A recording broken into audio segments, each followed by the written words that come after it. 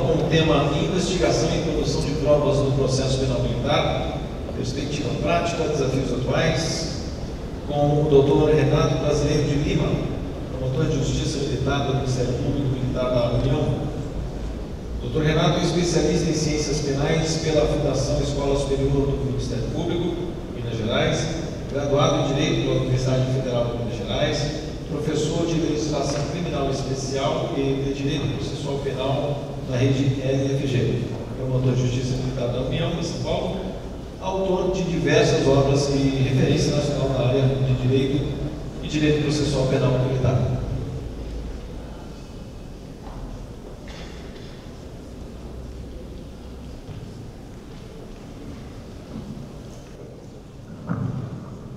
Coronel Fernandes, Coronel Marcelino, Coronel Juscelino, a pessoa dos senhores cumprimentos, todos os militares que têm presentes, praças, oficiais, Dr. Roth, Dr. César Dário, prazer aqui estar com grandes colegas da magistratura do Ministério Público, professora Helena, agradeço por nos acolher aqui nessa casa, realmente motivo de muito orgulho, principalmente porque é uma casa que produz muito conhecimento, sempre estou citando os grandes doutrinadores dessa casa, o professor Badaró, o professor Antônio Scaranci Fernandes, Magalhães Gomes Filho. Então digo que me sinto até honrado de estar aqui presente para falar sobre processo penal militar. A todos os oficiais, todas as praças, alunos, estagiários, todos aqui presentes. Senhores, sem dúvida alguma, e também agradeço, não poderia deixar de citar o Vilardi pelo convite, que na verdade é um convite mais decorrente da amizade que tem com esse colega dos senhores, que é o Cícero, Cícero aqui da Polícia Militar. Hoje a gente acabou cooptando ele para o Ministério Público Militar, trouxemos ele hoje, grande colega nosso aí, que certamente honra muito o Ministério Público Militar. O tema está aí colocado para os senhores: investigação e produção de provas no processo penal militar. E já vou dizer logo que os meus 20 minutos eu vou perder em didática, porque eu pensei, o convite chegou quarta-feira passada, muitos temas que eu pensei, então eu vou perder um pouco na didática, mas eu vou ser bastante objetivo, porque de maneira muito prática eu fiquei olhando e conversando com o Vilardi e pensando quais são os problemas que os senhores praças e oficiais enfrentam no dia a dia do exercício da atividade policial. Não apenas investigativa, quando você está lá conduzindo um inquérito policial militar, mas numa situação de flagrância, numa ocorrência policial. E aí eu fui desenvolvendo várias questões. E por quê? Porque o grande dilema do processo penal é exatamente qual? De um lado, a necessária observância dos direitos e garantias individuais. Por mais que os grandes nomes do processo penal, como Datena, Ana Maria Braga, ainda acreditem que a gente viva na barbárie e que por isso podemos sair por aí produzindo provas ilícitas, desrespeitando o direito ao silêncio, violando a ampla defesa, nós vivemos em um Estado democrático de direito. Goste você ou não, por isso, entre aspas, pagamos um preço por isso, que é o respeito a todos esses direitos e garantias individuais. De outro lado, senhores, nós temos que buscar um processo penal que seja mais do que eficiente. E aí, reproduzindo as palavras do querido professor Antônio Scaranci Fernandes, eficiência não compreendida no sinônimo de condenações. Quando eu falo de eficiência no processo penal, eu falo de um processo que seja o quê? Razoável, um processo que seja justo, um processo que seja sério, um processo que, enfim, respeite os direitos e garantias individuais. Então é diante desse dilema que eu trago aqui para os senhores alguns temas para a gente poder trabalhar. E esses temas estão aí colocados. Eu fiz até um sumário, mas não vou nem exibir, porque eu não vou conseguir trabalhar com todos. Então vamos já colocar o primeiro tema. Desnecessidade de autorização judicial prévia para a extração de dados e conversas registradas em aparelhos celulares apreendidos. Os alunos aqui presentes da Academia do Barro Branco, talvez alguns não tenham lembrança disso, mas aqui vou conversar com o coronel aqui, com o Roth, Primeiro celular que o Roth teve, primeiro celular que o César teve, vão lembrar? Quem não lembra daquele primeiro celular, senhores? Era um Motorola, praticamente o tamanho do meu livro ali do Manual de Processo Penal. Era um Motorola que eu lembro, comprei na faculdade com muito orgulho, prestações. A gente colocava ele na cintura, e saía desfilando com aquele celular com maior orgulho. Quando eu apreendo esse celular com alguém, será que eu posso acessar todas as informações que constam desse aparelho? Posso verificar e-mails, posso verificar conversas, WhatsApp? Tome cuidado com esse tema, porque certamente é um tema enfrentado na atividade policial dos senhores. O Supremo Tribunal Federal, ele tem um precedente antigo, que é esse HC 91.867, que está aqui exibido. Nesse julgado, o Supremo entendeu que quando o celular é apreendido com uma pessoa presa em flagrante, a autoridade policial pode ter acesso a tudo que consta desse aparelho celular. Mas aí há um detalhe importante nesse julgado. Qual é? Eu até coloquei ali a título de observação no final. Este caso concreto teria ocorrido em novembro de 2004. Tome cuidado com isso, porque o julgado foi publicado em 2012, mas o caso concreto é de 2004. E por que isso é importante? Porque foi exatamente esse critério temporal que foi usado recentemente pelo STJ para fazer o chamado distinguish, para diferenciar esse julgado da realidade de hoje. À época, senhores, e aí o Rode, o César vão lembrar, e eu também, vamos lembrar, dos celulares, o nosso celular registrava o quê? Apenas ligações feitas e ligações recebidas. Daí a decisão do Supremo. Hoje já não é mais a mesma coisa, né? A gente chega em casa e até a depender lá do clima em casa, você trava o celular, você vai tomar banho, você bloqueia o celular. Então, quer dizer, por quê? Porque se você não apaga determinadas mensagens, você sabe, como disse ali o doutor Dário, que ali você tem toda a sua intimidade, toda a sua vida privada. E foi exatamente esse critério usado pelo Superior Tribunal de Justiça. Aliás, hoje, se há uma corte superior que nos orgulha, é a 6ª turma do STJ com brilhantes julgados. Nesse julgado histórico, que é o RHC 51531, a 6ª turma concluiu de maneira brilhante, fazendo referência a gerações de provas, trilogia Olmsted-Catskill, que há necessidade de autorização judicial.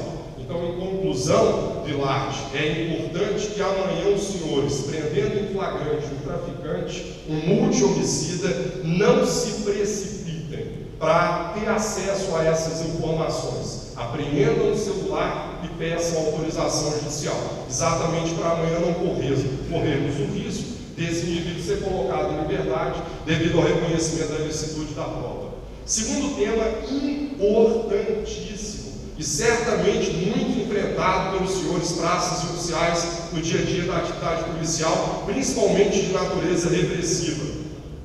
A inviolabilidade domiciliar e a desnecessidade ou necessidade de verificação da chamada causa provável para o ingresso em domicílio alheio nos casos de flagrante delito. Rapidamente vamos lembrar que a Constituição diz que a casa é asilo inviolável do indivíduo, ninguém nela podendo penetrar sem consentimento do morador, salvo em caso de flagrante delito, para prestar socorro, desastre ou durante o dia por determinação judicial.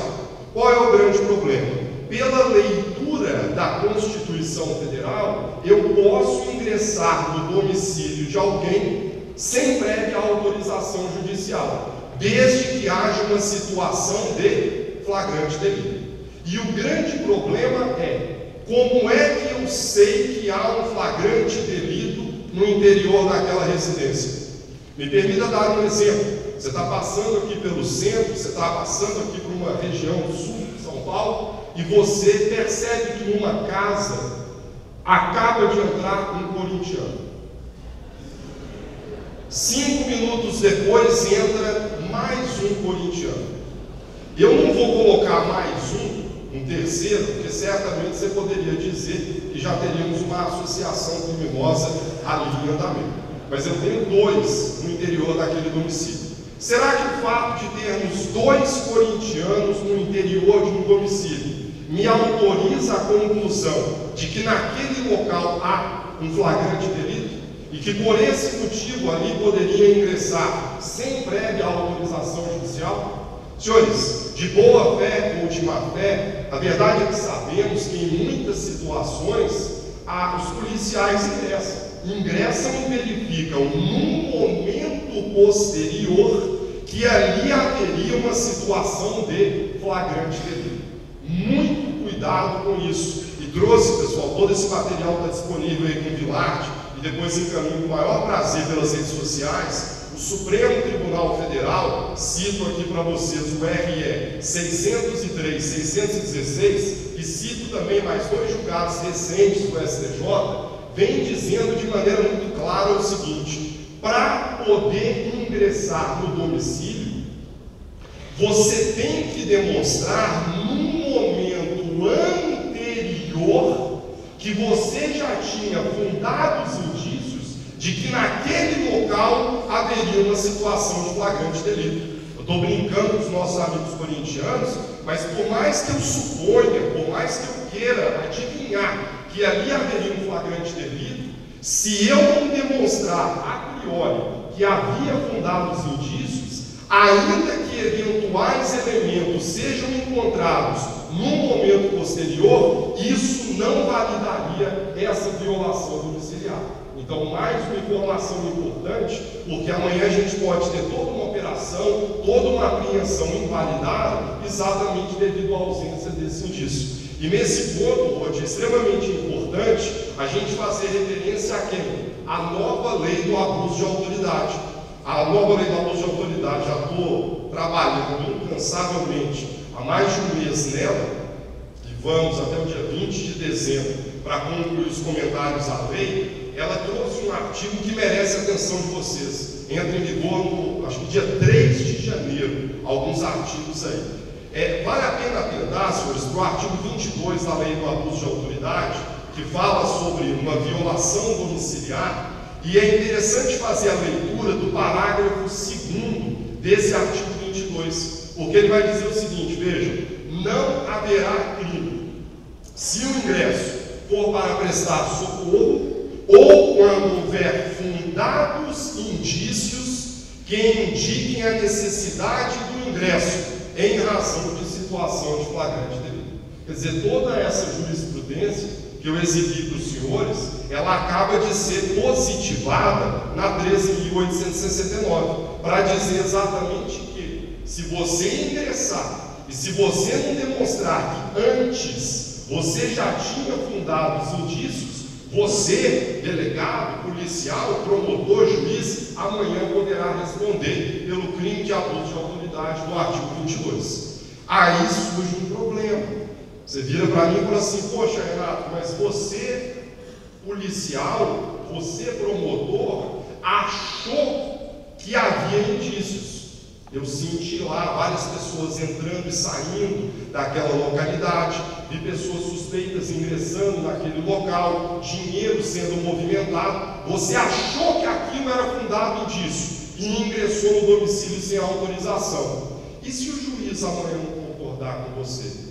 Vou responder por abuso de autoridade? Não. Então é extremamente importante, senhores, porque essa lei, até pela falta de estudo, ela vem sendo criticada, as autoridades do judiciário, do MP e da própria polícia, com muito receio da entrada em vigor, mas basta um estudo mais detalhado para demonstrar que a coisa não é assim. Ainda que a intenção do Poder Legislativo brasileiro seja a de prejudicar investigações e processos penais, é muito importante chamar a atenção de todos os senhores para o artigo 1º, parágrafo 2º da lei. Por quê?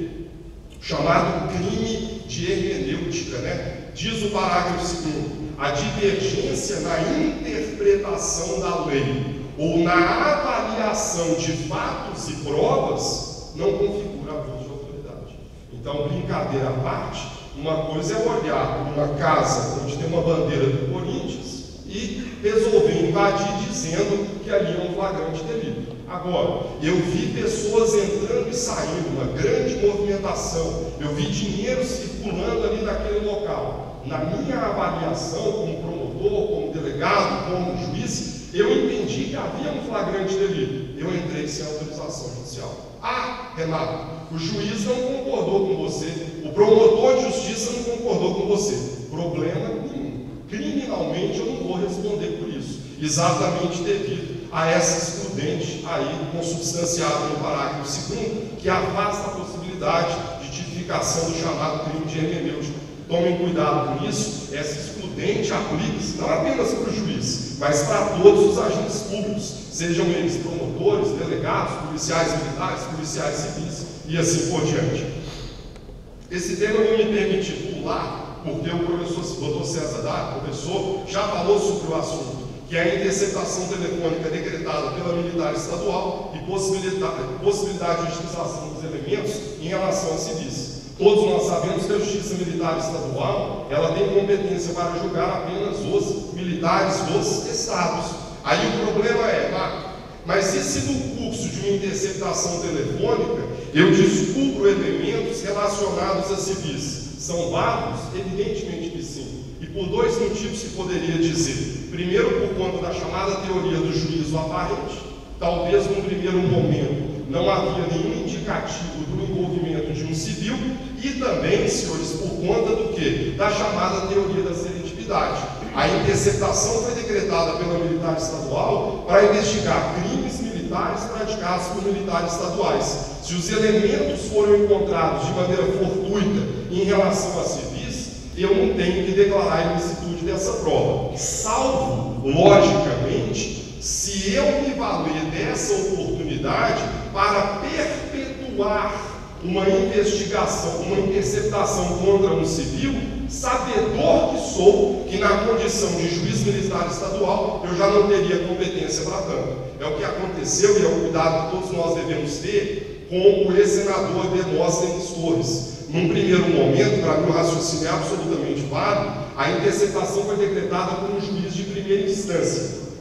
Beleza. E captou fortuitamente elementos probatórios quanto ao então senador Demóstenes. Até aí tranquilo. Só qual foi o problema? O juiz de primeira instância, Ruth, ele deu prosseguimento à interceptação e claramente apontando como alvo da interceptação o então senador Demóstenes. E foram produzidas, logicamente, tendo ele como alvo, mais de 1000 páginas de um relatório de interceptação. Supremo Tribunal Federal, salvo engano, Operação Vegas e Monte Carlo, acabou declarando a ilicitude de tudo. Revolta a todos nós, mas volto a dizer, é a necessária observância dos direitos e garantias individuais. Meu tempo é muito curto, possibilidade de ingresso em domicílio no período noturno para instalação de equipamentos destinados à captação de sinais óticos ou acústicos. Senhores, o Dário falou sobre isso. A interceptação ambiental, se eu quiser ingressar no domicílio com prévia autorização judicial, o Supremo Tribunal Federal tem precedente no sentido de que esse ingresso poderia ocorrer, inclusive, no período noturno. Não faz nenhuma lógica você ingressar no domicílio de alguém durante o período diurno para instalar equipamentos visando a essa captação ambiental. Sobre o assunto, inclusive, César já citou aí. Gravações clandestinas de eventual confissão de suspeito sem prévia advertência quanto ao direito ao silêncio. Isso aqui é uma prática também que hoje tem se tornado muito comum, principalmente porque todos nós temos o quê? Um gravador nas mãos, que é o nosso celular. Sala de aula costuma brincar com aquele exemplo do delegado gente fina. Como é que é o exemplo do delegado gente fina? O delegado prendeu um indivíduo pela manhã, 9 horas da manhã, prendeu para a casa dele. Aí vira para ele, mas o senhor está preso. Você quer tomar um café na padaria? Toma café. Aí sai da padaria e fala assim, olha, você quer passar no shopping para comprar uma muda de roupa? Pra você levar para a prisão, você vai precisar disso. Pô, legal demais. Pô, doutor delegado, o senhor é tão gente fina que eu vou confessar para o senhor o delito. O delegado fala assim, peraí, só um instantinho, estão me ligando aqui. E aí o delegado começa a gravar aquela conversa. Hoje é prática muito comum, vamos lembrar até do caso do goleiro Bruno, quando ele foi transportado via aérea, gravaram conversas com ele e assim por diante. Eventual confissão do suspeito nesse momento é válida? Não. Os tribunais superiores, volto a dizer, muito cuidado com isso, que a nossa tentação de obter prova é muito grande. Temos que lembrar que a Constituição é muito clara ao dizer que o preso, não apenas preso solto, mas toda e qualquer pessoa suspeita da prática de uma infração penal, ela tem que ser advertida quanto ao seu direito ao silêncio. Se não for chamado aviso de Miranda, eventual confissão será tida como prova ilícita. Então aí trouxe também a colação, mais um julgado para enriquecer o debate de hoje. Infelizmente, senhores, a Pilar já me trouxe aqui, falta 1 minuto, meu tempo muito curto, trouxe até uns outros temas aí para poder explorar, mas tenho certeza que nos debates poderemos fazê-lo. Eu me coloco à disposição dos senhores aí pelos seguintes canais de comunicação que estão aí colocados pelas redes sociais. Mais uma vez, agradeço à Polícia Militar do Estado de São Paulo pelo convite que me foi formulado e pela oportunidade que nos foi dada aqui pela Faculdade de Direito da USP. Eu trouxe aí 5 livros, já doei 5 livros aqui para a biblioteca da faculdade e trouxe mais 5 livros aí para sortear para todos os senhores. Ao final da palestra, o Pilar vai nos ajudar, a gente faz esse sorteio para vocês e também para quem tiver interesse, a editora sempre me pede, peço desculpas aí pelo marketing, mas para trazer para vocês aí esse banner, a editora disponibilizou, eu não estou conseguindo ler daqui, mas acho que é até o dia 28 de outubro, um banner promocional, Renato 2019, para todos os livros aí. Eu só não recomendo para quem tiver interesse, que a editora não escute, por legislação criminal especial comentada, porque em janeiro de 2020 ele já vai sair com a lei de abuso de autoridade, o senhor vai estar aí gastando, vale a pena esperar para ter acesso às 21 leis que vão sair em fevereiro de 2020. A todos vocês, muito obrigado pela atenção.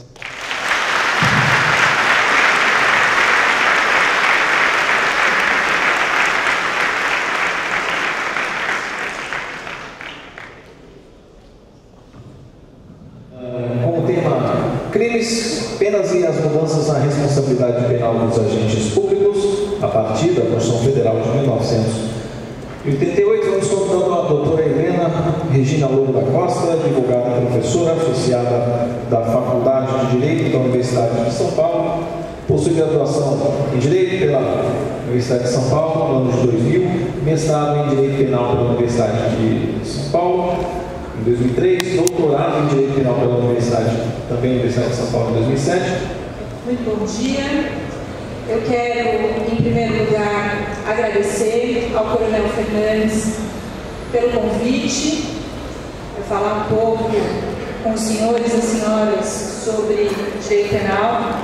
Quero também cumprimentar todos os membros da mesa, na pessoa do excelentíssimo juiz Ronaldo João Motti, juiz da Justiça Militar do Estado de São Paulo.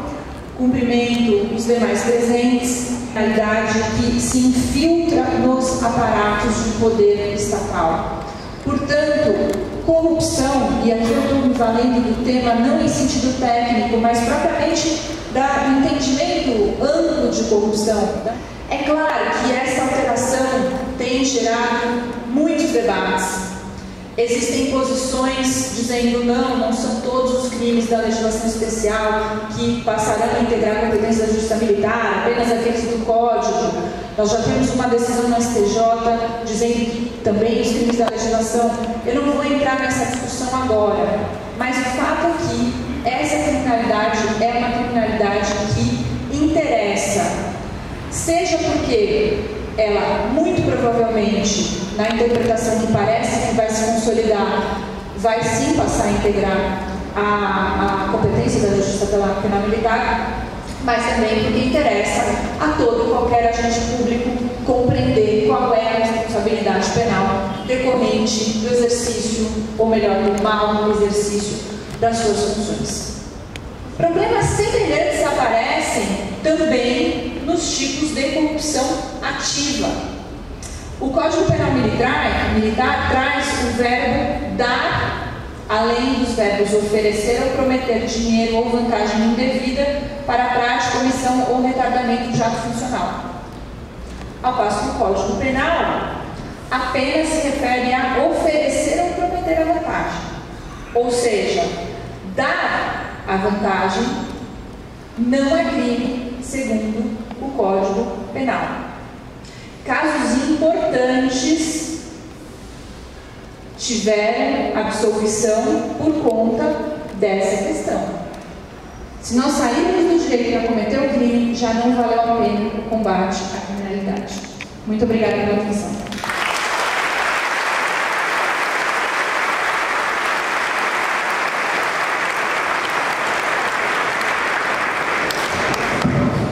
Dando prosseguimento, então, teremos agora o tema do Sistema de Equalização do Ordenamento Jurídico Penal Militar, introduzido pela Lei número 3.491/17, e os meios de racionalidade e eficiência para a segurança pública. Convidamos, então, o excelentíssimo senhor, doutor Ronaldo João Roth, juiz de Direito da Justiça Militar do Estado de São Paulo, juiz de Direito da Primeira Auditoria de Justiça Militar do Estado de São Paulo, mestre em Direitos Humanos, especialista em processo penal, membro da Academia Mineira de Direito Militar, professor da Academia de Polícia Militar do Barro Branco, professor da FIEL e coordenador, professor do curso de pós-graduação de Direito Militar da Escola Paulista de Direito.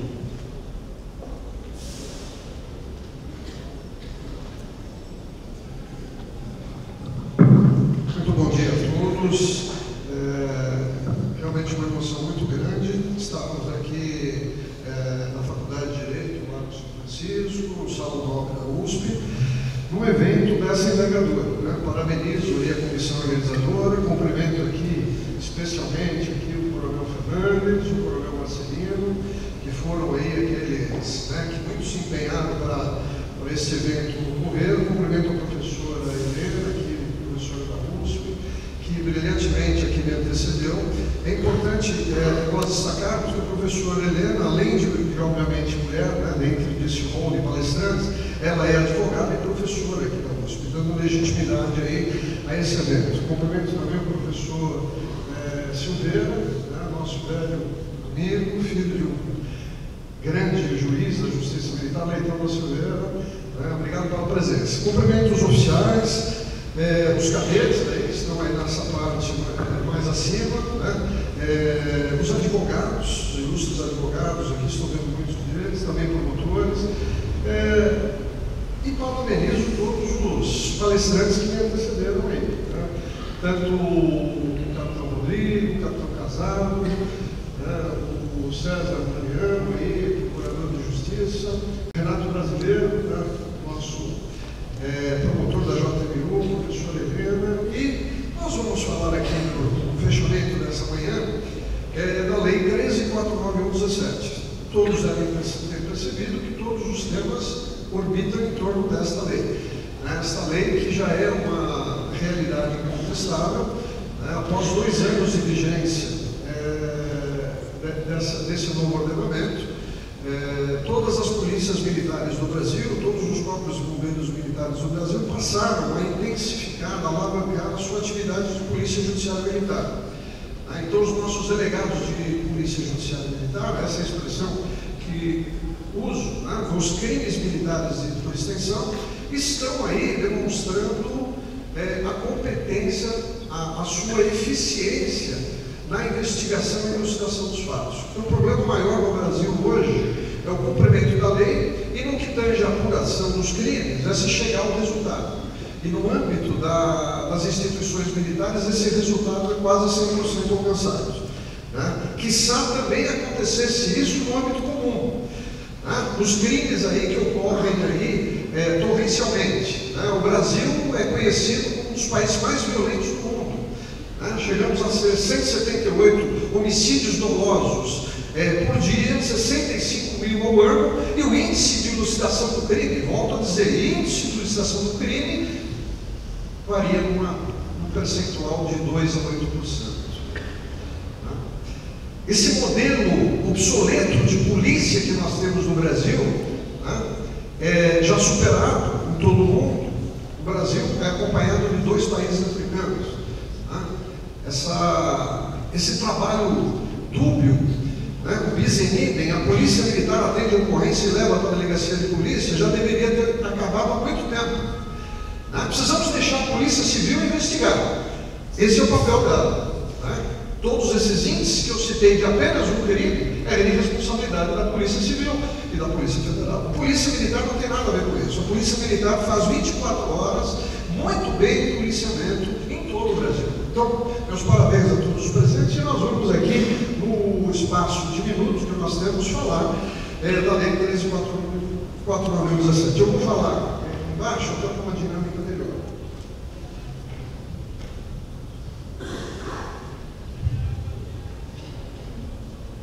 Muito bem.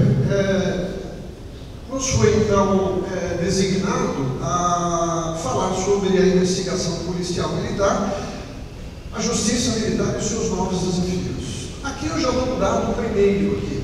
Eu lembro que um repórter, jornalista do Estado de São Paulo, um dia antes da entrada da Lei 13.497, ele até registrou isso na matéria seguinte, ele me ligou e falou assim: doutor, estou fechando a matéria aqui, o que isso vai causar na justiça militar? Quantos processos o senhor acredita que vem da comum envolvendo policiais militares?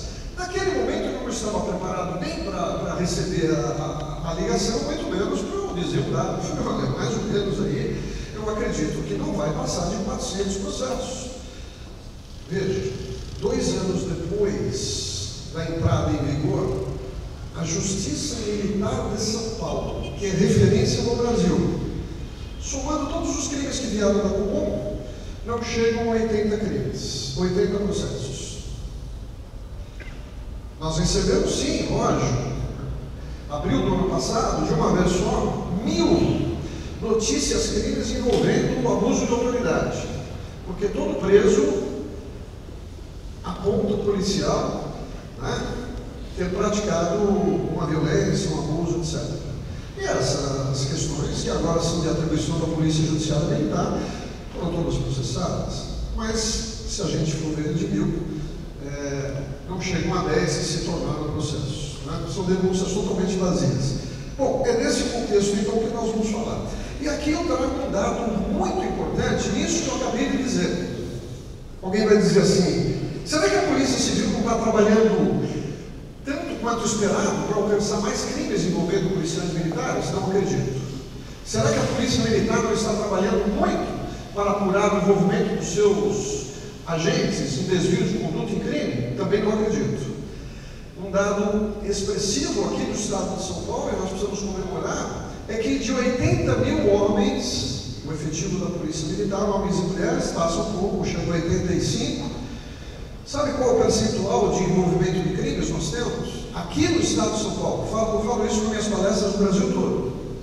40%, 50%, 10%, 5%?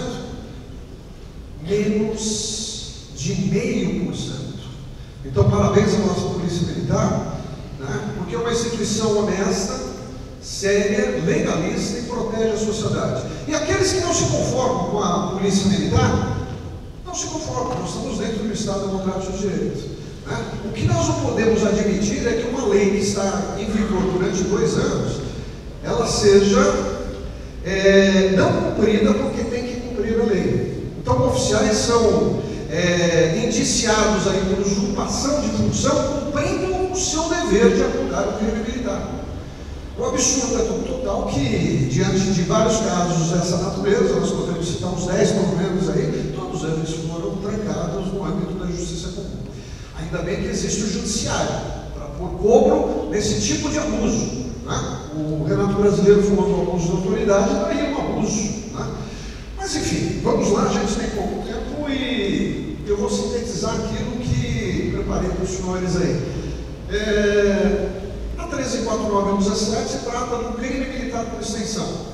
Essa nova denominação convive com outros 2 clássicos tipos penais militares: o crime próprio e o crime impróprio militar. Né? Então, esses crimes militares por extensão envolvem todos aqueles da legislação comum, Código Penal e legislação extravagante. A gente sabe que existe um grande movimento aí da Polícia Civil para tornar essa lei, ou para que seja essa lei reconhecida e constitucional. Outro dia nós tivemos um evento aqui em São Paulo, o evento se chamava Risco Democrático da Lei 13.497. O curioso desse evento, e eu vi a palestra primeira, foi do delegado de polícia, eu tenho gravado, isso está no YouTube, etc. Ele disse que a Polícia Militar não tem condições de apurar, de investigar crime. Com certeza, esse delegado deve conhecer a polícia militar, nunca entrou no quartel e não pegou inquérito policial. Então, os promotores da justiça militar foram exatamente o contrário. Então, mas enfim, a segunda palestra, essa sim que era tema do risco democrático de direito, foi de um promotor de justiça aqui de São Paulo. Incrível. Eu tentei alcançar essa gravação, pedi até para o serviço de inteligência me ajudar, não consegui. Me parece que foi proibida a gravação. Fico só nessa ênfase, para em seguida dizer o seguinte: nós ganhamos com esta nova lei, sim, a sociedade ganhou, porque agora os crimes praticados por policiais militares, crimes militares por extensão, são apurados se chega a um eficiente resultado, a autoria, etc. Basta ver as operações aqui realizadas pela Polícia Militar. Marcelino hoje, essa semana, comandou uma ou duas operações junto com o GAECO, né? Aliás, o GAECO de São Paulo, vamos dar os parabéns ao GAECO de São Paulo, mas ele não abre mão da Polícia Militar, porque o GAECO não funciona sem a Polícia Militar, né? Vocês já pensaram o GAECO trabalhar sem a PM? Então não vamos deixar passar isso em branco, né? É importante. Nós ganhamos em qualidade, ganhamos em eficiência, mas por que tem gente incomodada com a Lei 13.4917? Essa é a questão. Não vou responder, eu só provoco os senhores aí. Ciclo completo de polícia. Veja, o problema do Brasil está exatamente na inexistência do ciclo completo de polícia. Tivéssemos o ciclo completo de polícia, polícia militar apura em qualquer local do Brasil, o fato de estar com todos envolvidos já elucidaria tudo, faria aí uma breve investigação, isso ia para o Ministério Público, para o Judiciário. Não, nós temos que levar para a delegacia de polícia, para a delegacia de polícia colocar naquela ordem de fila, eles têm milhares de investigações para fazer. A Polícia Rodoviária Federal hoje já faz o ciclo completo de polícia, precisou o ministro Moro assumir para regulamentar essa questão. Então veja, um salto de qualidade fácil, simples de resolver na área de segurança pública. Mas por que tanto obstáculo? Quem que está por trás desse obstáculo? Nós sabemos. A eficiência da investigação policial, ela é facilmente verificada porque os delegados de polícia judiciária militar são dois no inquérito. Olha a diferença. Se a gente for para o IP é o delegado de polícia, ponto. Não, no âmbito militar, o comandante sempre vai ser a autoridade originária e o seu subordinado quase sempre vai ter a delegação para investigar. Então, um fiscaliza o outro. Dificilmente aquela investigação não vai ser boa. E, com 25 anos e 10 meses na Justiça Militar, o que eu ouço de elogios diários dos promotores, né, não deixaria a minha afirmação ser falaciosa. Né? Elucidação do crime, eu já acabei de dizer qual é o problema no Brasil. Não adianta a gente instaurar um inquérito, você apura a materialidade, mas não chega à autoria. Exemplos dessa natureza nós temos milhares no Brasil. Então a investigação tem que ter uma eficiência, ela tem que chegar a elucidar o crime. E o que é elucidar o crime? Além da materialidade do fato apurada, né, se chegar à autoria do crime, para permitir que o Ministério Público possa responsabilizar o envolvido no crime, como disse a professora Helena aqui. E finalmente, sim, despacho de indiciamento. Gente, delegados de polícia judiciária militar, esse é o ponto alto da investigação. Ninguém interroga ninguém no inquérito antes de fazer o despacho de indiciamento. Primeiro se reúne provas técnicas, documentais, orais. Depois, nós vamos indiciar o envolvido para que ele seja interrogado. Operação Birajara, o nosso capitão Rodrigo citou esse ponto alto aqui. Operação Birajara, que é o maior processo no âmbito da Justiça Militar Federal e Estadual no Brasil, teve como ponto alto o despacho do indiciamento. Então, esse instituto foi difícil a gente alcançar em termos dele ser praticado, né? Desde 1998 que eu escrevo sobre isso. Demorou, mas aconteceu. Então, parabéns à nossa Polícia Militar. Aqui está o efeito mais positivo da Lei 13.4917. Essa expressão é minha, no Brasil ninguém tinha usado ela ainda. Desafogar a polícia civil. A nossa tão importante polícia civil precisa investigar os crimes. E as autoridades precisam cobrar o índice de elucidação de crime da polícia civil. Porque senão nós vamos ter milhares de inquéritos instaurados. E qual é o índice de elucidação do crime? Eu não vi a autoridade cobrar isso, eu não vi esses dados serem revelados. Deveriam, como a polícia militar diariamente revela as suas operações, tantas armas apreendidas, né? Tantos quilos de droga, né? As operações com os cães, o corpo de bombeiros, quantas pessoas salvam. Essas estatísticas, elas são diárias ou semanais. Alguém já viu aí a publicação? Tantos inquéritos instaurados, tantos inquéritos com elucidação. Com elucidação. Autoria e mentalidade. Torcemos para que o nosso secretário de Segurança Pública consiga alcançar esse estado ideal. Porque é um estado que a sociedade reclama. Afinal de contas, estamos no estado democrático de direito. Muito bem. A justiça militar processa normalmente em todo o Brasil os crimes militares por extensão. Semana passada eu estava no evento de corregedores no Rio de Janeiro. Eu tive a honra de ser convidado no Rio de Janeiro para falar sobre homicídios dolosos contra civil. Falar sobre homicídios dolosos contra civil no Rio de Janeiro é uma missão quase impossível. Mas estavam lá corregedores de 8 estados, outros unidades da federação, os cadetes lá do Rio de Janeiro também estavam presentes, toda a corregedoria.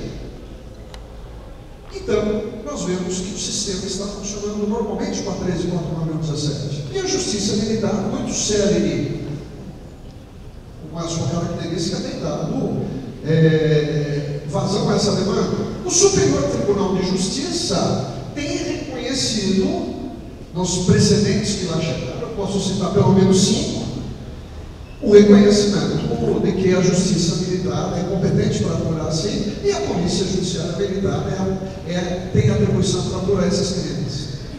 Mas então por que essa briga? Por que essa briga de investigação? Deve ter algum motivo.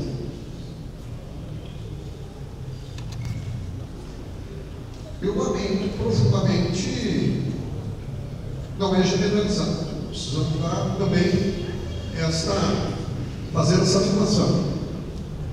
Em alguns casos, tanto na capital como no interior, ora o outro como oficial da PM indiciado por usurpação de função. Os advogados que estão aqui podem confirmar isso, porque são acionados diante de um absurdo. Veja, se a lei atribui ao delegado da Polícia Judiciária para apurar o crime, por que o delegado da polícia vai abrir uma investigação por usurpação de função?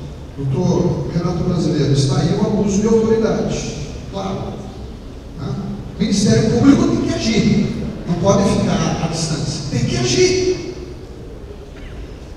Nas investigações dos homicídios dolosos, aí sim ocorre um outro fenômeno absurdo. 2 inquéritos para apurar o mesmo fato. Alguém há de perguntar, mas a Polícia Civil não tem tanto trabalho? Tem. Mas aí o secretário de Segurança Pública baixa uma resolução para ela também apurar os homicídios praticados por militares em função. Será que se a Polícia Militar não apurasse os homicídios, na troca de tiro, no atendimento de ocorrência, que os policiais são surpreendidos, inclusive pelo crime organizado, a 1 quilômetro, 2 quilômetros de distância, com armas de longo alcance pesadas? Se a Polícia Civil abrisse mão dessa digital, ela não iria contribuir muito para a sociedade? A resposta é positiva. Não precisamos fazer uma faculdade para chegar a essa conclusão.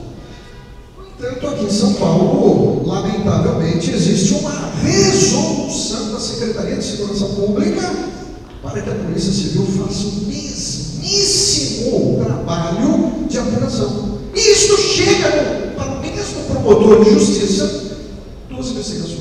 Mas não há perda de tempo, não há perda de documentos, não há perda de elementos humanos e recursos humanos.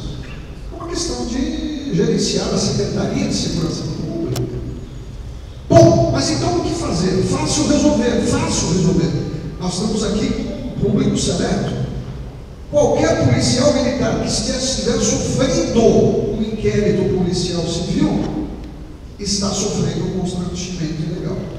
Basta ele, até mesmo sem advogado, não precisa impetrar um habeas corpus junto ao judiciário. E isso tem sido feito nas comarcas, né, no interior, aqui em São Paulo. Todos esses que buscaram essa solução tiveram a resposta devida. Né? Se a gente for pesquisar, eu fiz essa pesquisa, em todo o Brasil, ninguém sofre 2 inquéritos. Nós criamos uma regra contra a lei aqui no estado de São Paulo. Fica aqui a nossa contribuição. E a apreensão de armas, então? Bom, aí o absurdo é maior. O Código de Processo determina no artigo 12 a apreensão de armas, objetos e produtos do crime. Então, se você é delegado precisa apurar o fato, você precisa ter os instrumentos que foram praticados. Mas não. Aí há um jogo para a Polícia Civil apreender as armas e não a PM que está investigando. Isso tudo sustentado por um equívoco de interpretação legal. Ah, mas que bom se fosse o Ministério Público pudesse ser fiscal da lei, hein? Ou é porque a gente vê algumas recomendações também, não são genéricas, mas as recomendações, leve a nosso cumprimento ao Procurador-Geral, né? As recomendações dos promotores de justiça, para não prender as armas e objetos do crime, embora a lei assim o determine. Então, veja bem, nós não estamos no Estado do Direito. Tudo bem, questão para se pensar. Né?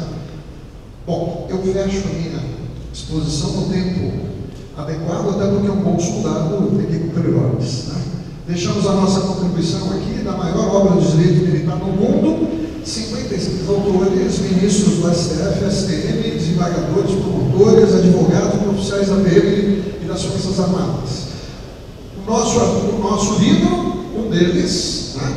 2004, temas de direito militar, o nosso primeiro livro, Justiça Militar e o Juiz Militar. Né? Por que a Justiça Militar existe? Não existe por causa do juiz de direito. O juiz de direito é igual ao comum militar. Existe por causa da atuação dos juízes militares.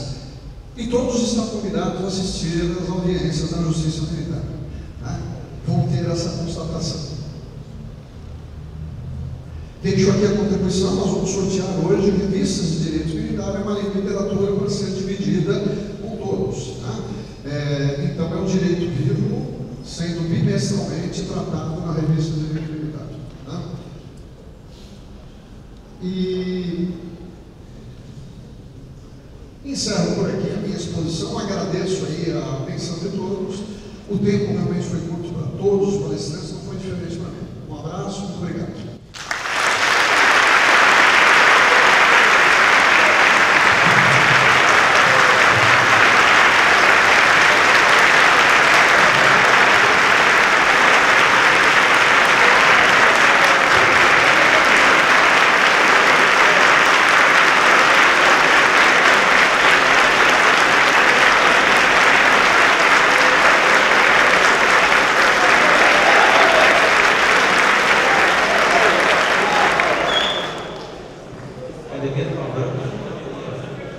Bom, entrega dos certificados e mimos aos nossos palestrantes. Então, agradecer aos capitães Rodrigo Elias, capitão Casado,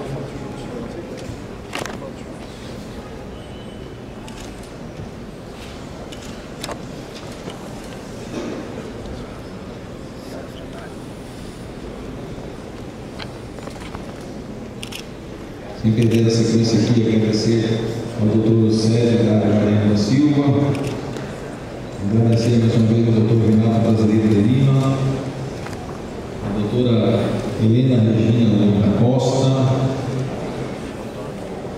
e ao excelentíssimo senhor doutor Ronaldo João Botti, nosso juiz militar de São Paulo.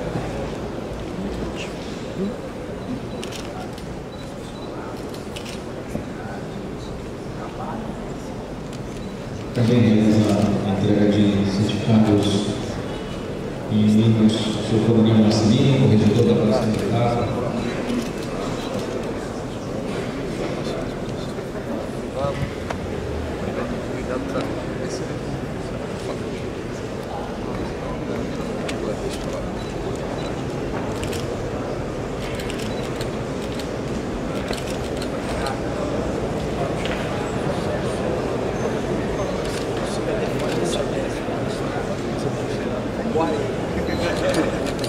Momento do registro fotográfico.